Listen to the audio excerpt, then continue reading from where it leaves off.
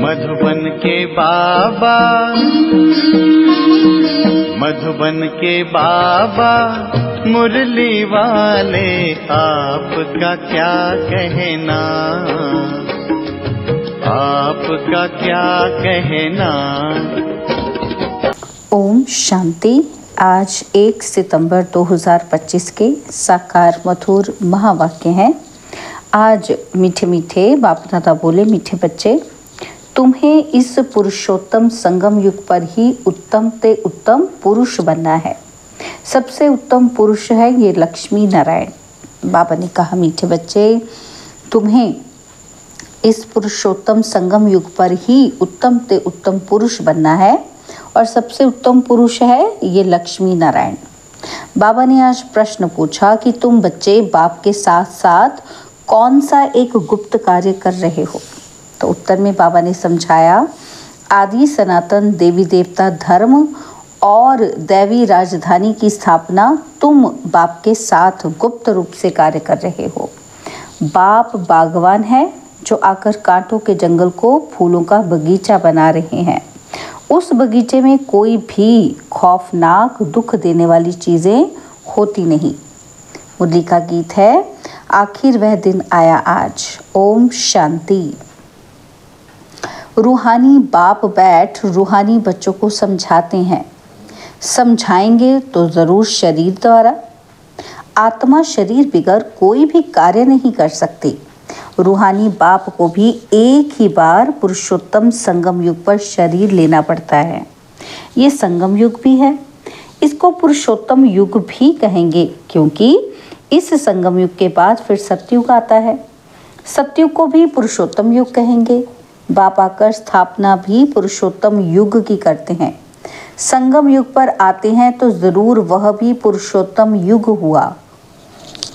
यहाँ ही बच्चों को पुरुषोत्तम बनाते हैं और फिर तुम पुरुषोत्तम नई दुनिया में रहते हो।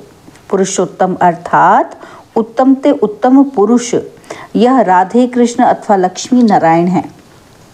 यह ज्ञान भी तुमको है और धर्म वाले भी मानेंगे बरोबर ये हेवन के मालिक हैं। भारत की बड़ी भारी महिमा है, परंतु भारतवासी खुद नहीं जानते। कहते भी है ना कि फलाना स्वर्गवासी हुआ, परंतु स्वर्ग क्या चीज़ है ये समझते ही नहीं। आप ही सिद्ध करते हैं कि स्वर्ग गया, इसका मतलब नरक में था। हेवन तो जब बाप स्थापन करे, वह तो नई दुनिया को ही कहा जाता है। दो चीज़ें हैं ना, स्वर्ग और नरक। मनुष्य तो स्वर्ग को लाखों वर्ष कह देते हैं। तुम बच्चे समझते हो कि कल स्वर्ग था, इन्हों की राजाई थी और फिर बाप से वर्षा ले रहे हो। बाप कहते हैं, मीठे लाडले बच्चे, तुम्हारी आत्मा पतित है इसलिए हेल में ही है। कहते भी हैं कि अभी कलयुग के 40,000 वर्ष बाकी हैं, तो ज़रूर कलयुगवासी ही कहेंगे ना। पुरानी दुनिया तो है ना। मनुष्य बेचारे घोर अंधियारे में है। पिछाड़ी में जब आग लगेगी तो ये सब खत्म हो जाएंगे। तुम्हारी प्रीत बुद्धि है नंबरवार पुरुषार्थ अनुसार। जितना प्रीत बुद्धि होगी उतना ऊंच पद पाएंगे। सवेरे उठकर बहुत प्यार से बाप को याद करना है। भल प्रेम के आंसू भी आए क्योंकि बहुत समय के बाद बाप आकर मिले हैं ना। तो बाबा आप आकर हमको दुख से छुड़ाते हो। हम विषय सागर में गोते खाते कितना दुखी होते आए हैं। अभी यह है रौरव नरक। अभी तुमको बाबा ने सारे चक्र का राज समझाया है। मूल वतन क्या है वह भी आकर बताया है। पहले तुम नहीं जानते थे। इसको कहते ही हैं कांटों का जंगल। स्वर्ग को कहा जाता है गार्डन ऑफ अल्लाह, फूलों का बगीचा। बाप को बागवान भी कहते हैं ना। तुमको फूल से फिर कांटा कौन बनाते हैं? रावण। तुम बच्चे समझते हो भारत फूलों का बगीचा था, अब जंगल है। जंगल में जानवर बिच्छू आदि रहते हैं। सतयुग में कोई खौफनाक जानवर आदि होते ही नहीं। शास्त्रों में तो बहुत बातें लिखनी हैं। श्री कृष्ण को सर्प ने डसा, ये हुआ है ना, ये बातें लिखी हैं। श्री कृष्ण को फिर द्वापर में भी ले गए हैं। बाप ने समझाया है कि भक्ति बिल्कुल अलग चीज़ है। ज्ञान सागर एक ही बाप है। ऐसे नहीं कि ब्रह्मा विष्णु शंकर ज्ञान के सागर हैं, नहीं, पतित पावन एक ही ज्ञान सागर को कहेंगे। ज्ञान से ही मनुष्य की सद्गति होती है। सद्गति के स्थान हैं दो, मुक्ति धाम और जीवन मुक्ति धाम। अभी तुम बच्चे जानते हो कि राजधानी स्थापन हो रही है, परंतु गुप्त। बाप ही आकर आदि सनातन देवी देवता धर्म की स्थापना करते हैं, तो सब अपने अपने मनुष्य चोले में आते हैं। बाप को अपना चोला तो है ही नहीं, इसलिए इनको निराकार गॉड फादर कहा जाता है। बाकी सब हैं साकारी, इनको कहा जाता है इनकॉर्पोरियल गॉड फादर, इनकॉर्पोरियल आत्माओं का। तुम आत्माएं भी वहाँ रहती हो, बाप भी वहाँ रहते हैं, परंतु हैं गुप्त। बाप ही आकर आदि सनातन देवी देवता धर्म की स्थापना करते हैं। मूल वतन में कोई दुख ही नहीं। बाप कहते हैं तुम्हारा कल्याण है ही एक बात में। कौन सी बात? बाप को याद करो, मन मना भव। बस बाप का बच्चा बना, बच्चे को तो वर्षा अंडरस्टूड है। अल्फ को याद किया तो ज़रूर वर्षा मिलेगा। सतयुगी नई दुनिया का, इस पतित दुनिया का विनाश भी ज़रूर होना ही है।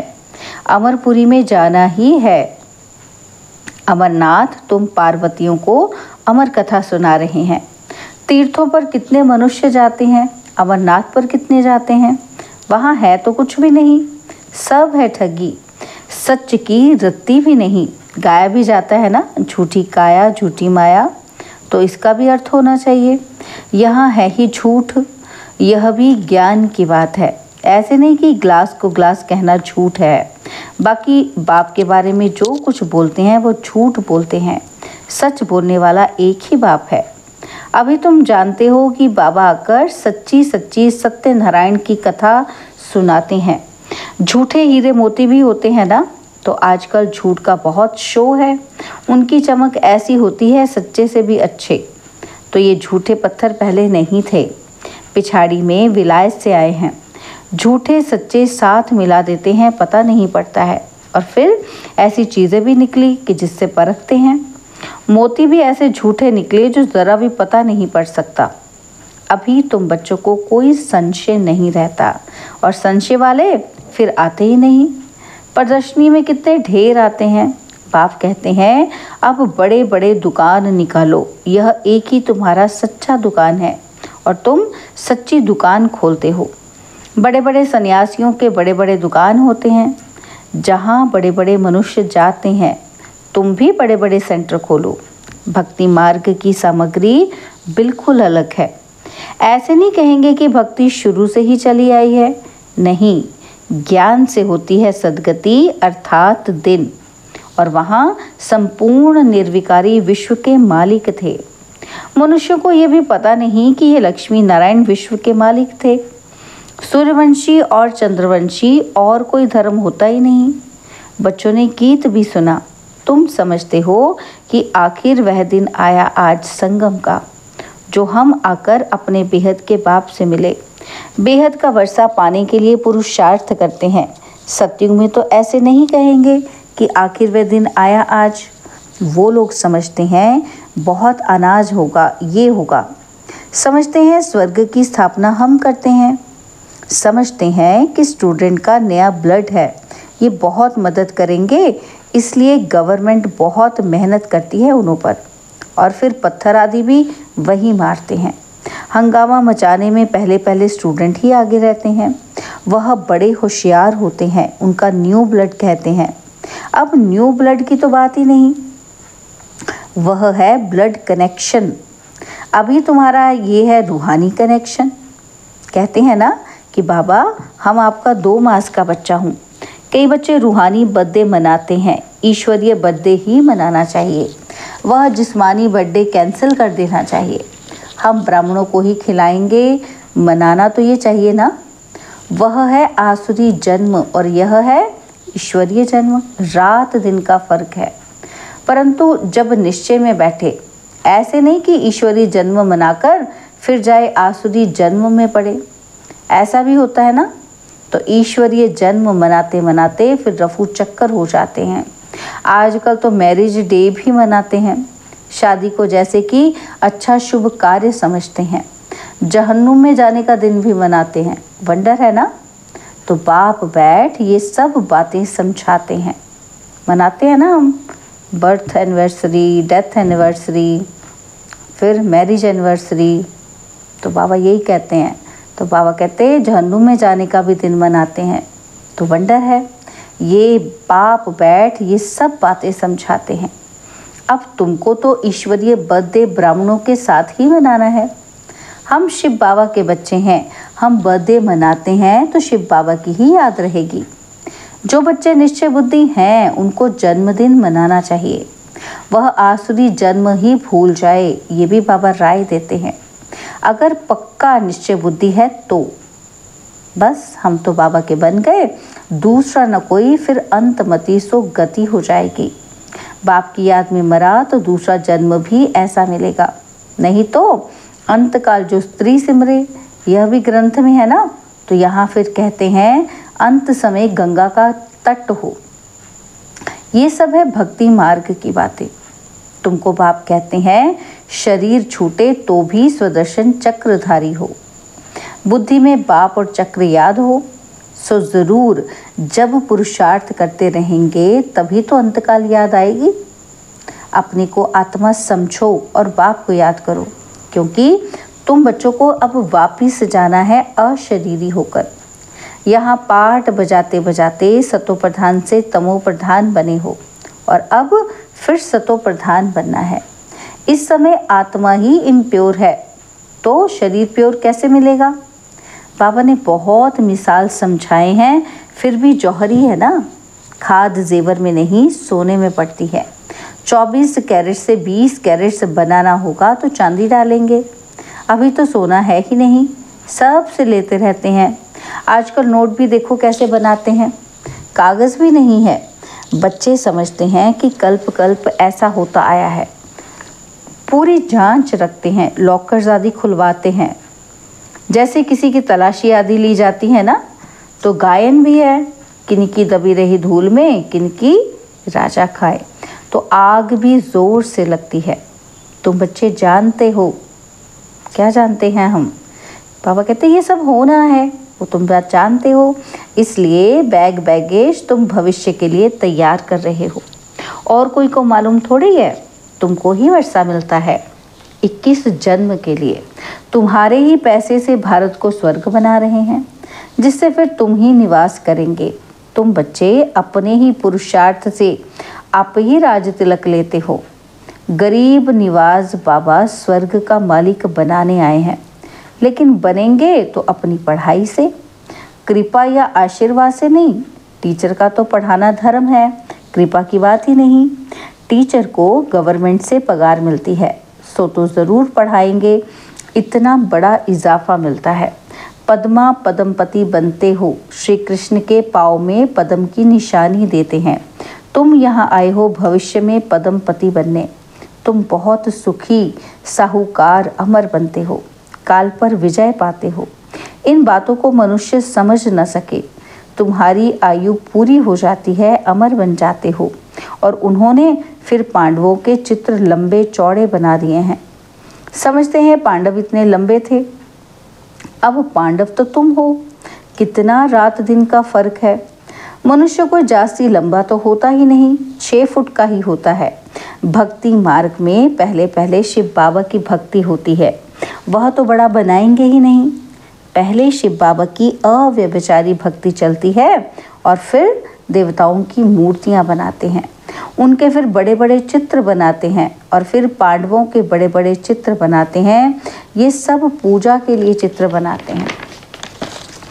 तो बाबा कहते लक्ष्मी की पूजा 12 मास में एक बार करते हैं और जगदम्बा की पूजा रोज करते रहते हैं। ये भी बाबा ने समझाया है कि तुम्हारी डबल पूजा होती है, मेरी तो सिर्फ आत्मा यानी लिंग की ही होती है। तुम्हारी शालिग्राम के रूप में भी पूजा होती है और फिर देवताओं के रूप में भी पूजा होती है, पूजा जाता है ना आपको। तो बाबा कहते हैं रुद्र यज्ञ रचते हैं तो कितने शालिग्राम बनाते हैं, तो कौन बड़ा हुआ। तब बाबा बच्चों को नमस्ते करते हैं कि कितना ऊंच पद प्राप्त कराते हैं। बाबा कितनी गुह्य गुह्य बातें सुनाते हैं, तो बच्चों को कितनी खुशी होनी चाहिए कि हमको भगवान पढ़ाते हैं, भगवान भगवती बनाने के लिए। तो कितना शुक्रिया मानना चाहिए। बाप की याद में रहने से स्वप्न भी अच्छे आएंगे और साक्षात्कार भी होगा। अच्छा, मीठे मीठे सिकिलदे बच्चों प्रति माता पिता बाप दादा का याद, प्यार और गुड मॉर्निंग। रूहानी बाप की रूहानी बच्चों को नमस्ते। हम रूहानी बच्चों की रूहानी बाप दादाजी को दिलवा जान सिकवा प्रेम से नमस्ते। ओम शांति। प्यारे बाबा, मीठे बाबा, मेरे बाबा, शुक्रिया बाबा, शुक्रिया बाबा, शुक्रिया। धारणा के लिए मुख्य सार है। पहला पॉइंट है, अपना ईश्वरीय रूहानी बर्थडे मनाना है, रूहानी कनेक्शन रखना है, ब्लड कनेक्शन नहीं। आसुरी जिस्मानी बर्थडे भी कैंसिल, वह भी याद ना आए। और सेकंड पॉइंट है, बाबा कहते हैं अपना बैगेज भविष्य के लिए तैयार करना है, अपने पैसे भारत को स्वर्ग बनाने की सेवा में सफल करने हैं, अपने पुरुषार्थ से अपने को राज तिलक देना है। बाबा ने आज हमें वरदान दिया, स्नेह और सहयोग की विधि द्वारा सहज योगी भव। स्नेह और सहयोग की विधि द्वारा सहज योगी भव। तो बाप दादा को बच्चों का स्नेह ही पसंद है। जो यज्ञ स्नेही और सहयोगी बनते हैं वह सहज योगी स्वतः बन जाते हैं। सहयोग सहज योग है। दिल वाला बाप को दिल का स्नेह और दिल का सहयोग ही प्रिय है। छोटी दिल वाले छोटा सौदा कर खुश हो जाते हैं और बड़ी दिल वाले बेहद का सौदा करते हैं। वैल्यू स्नेह की है, चीज़ की नहीं। इसलिए सुदामा के कच्चे चावल गाए हुए हैं। वैसे भल कोई कितना भी दे, लेकिन स्नेह नहीं तो जमा नहीं होता। स्नेह से थोड़ा भी जमा करते तो वह पदम हो जाता है। स्लोगन है, समय और शक्ति व्यर्थ ना जाए, इसके लिए पहले सोचो फिर करो। समय और शक्ति व्यर्थ ना जाए, इसके लिए पहले सोचो फिर करो। बाबा के अव्यक्त इशारे, अब लगन की अग्नि को प्रज्वलित कर योग को ज्वाला रूप बनाओ। तो बाबा कहते, बाप दादा बच्चों को विशेष इशारा दे रहे हैं कि बच्चे अब तीव्र पुरुषार्थ की लगन को अग्नि रूप में लाओ, ज्वालामुखी बनो। जो भी मन के संबंध संपर्क के हिसाब किताब रहे हुए हैं ना, उन्हें ज्वाला स्वरूप की याद से भस्म करो। अच्छा, ओम शांति।